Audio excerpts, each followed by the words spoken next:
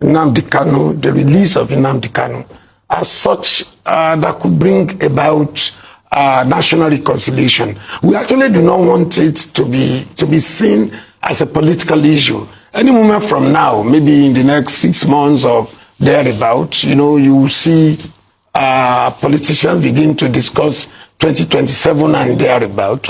And so we feel that it is very important at this time, because there is no way you will discuss issue of security in this country, issue of... You know that popular saying in Igbo that no jionye na na jionwe. You know it, right? So when you are holding somebody on the ground, you are also holding yourself to the ground. Now, I want to thank the Afenifere Social Cultural Group for at least speaking out, calling for the release of Nnamdi Kanu. They had their first meeting of the year yesterday, and they made a speech calling on the president to release Nnamdi Kanu. They said that holding Nnamdi Kanu is causing more harm to the Nigerian state. And for those of you that don't know, Afenifere Social Cultural Group are, a social cultural group in the West, just like Ohaneze Ndibu in the Southeast, all right? So this one is for Yoruba people. So I love them. Most times they, speak out and they always hold to the truth. I love them. But my point here is that Nnamdi Kanu hold no thanks to anybody if he's released today. Yes, Nnamdi Kanu does not hold anybody any thank you if he's released today. Yes, of course, it's coming out from their mouth that holding him, is making Nigeria, is putting Nigeria in more danger. And that is why I told you earlier, no you see, we've said this over and over and over again.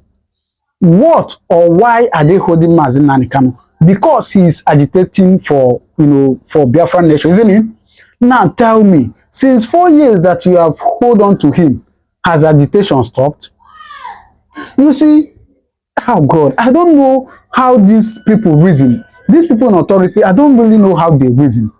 You are holding somebody for something, and yet holding him, that thing is still, escalating the more, and you are still holding on to that person. Anyways, I don't just want to talk too much. My whole summary of what I'm saying here is that no jionye nana jionwe. Let me allow you to hear what they say and just listen to the way they said it, all right? Indigenous people of Biafra, Nnamdi Kanu. At the end of the meeting on Tuesday at the Ogun State residence of Afenifere National Leader Chief Ayo Adebanjo, the group said that fair hearing for the IPOB leader may no longer be guaranteed due to controversial and conflicting legal proceedings in different courts on the matter. Let's take them one by one. First of all, the calling for the release of Nnamdi Kanu.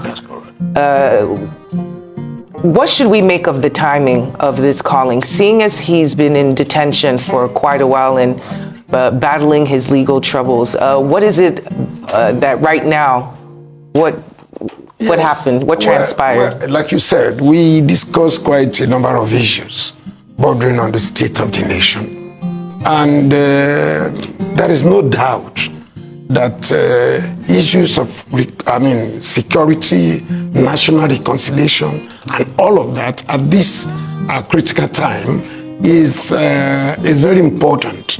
And we see the issue of Nnamdi Kanu, the release of Nnamdi Kanu, as such that could bring about national reconciliation. We actually do not want it to be seen as a political issue. Any moment from now, maybe in the next 6 months or thereabouts, you will see politicians begin to discuss 2027 and thereabout. And so we feel that it is very important at this time, because there is no way you will discuss issue of security in this country, issue of national reconciliation, issue of southeast of Nigeria without the issue of Nnamdi Kanu. So we feel that, yes, there is no useful purpose for his detention. Detaining Nnamdi Kanu up till now will not serve Nigeria any useful purpose. By releasing him will go a long way, to calm down the frayed nerves in the country, and for us to have, in Nigeria, everybody at least will have a better sense of belonging. I finally just feel at this time that there is no need for federal government continuing to. In fact, I wouldn't know whether there was any need to have even detained him in the first place, particularly for this long. But looking at the federal government's body language, and its, should I say, inaction regarding this matter, so far, because several groups have also called for his release. What makes you, or should I say, are you optimistic that the federal government will listen to this call from Afenifere? Well, you see, Afenifere looks at things from the objective point of view at a particular time in the history of our nation, and we are not doing it for the first time. If you cast your mind back to sometimes around 1981, in faraway northeast Nigeria, and one sugar bar was deported, and the federal government suddenly called him a Cameroonian and deported him, is it a Cameroonian or a Chadian, and deported him from Nigeria.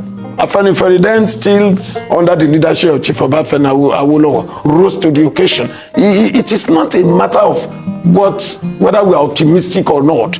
It is a question of, is it just, is it right, what we are asking, is it appropriate? And so it is for us to make our own demand, to advise government, and it is for government to take its own decision.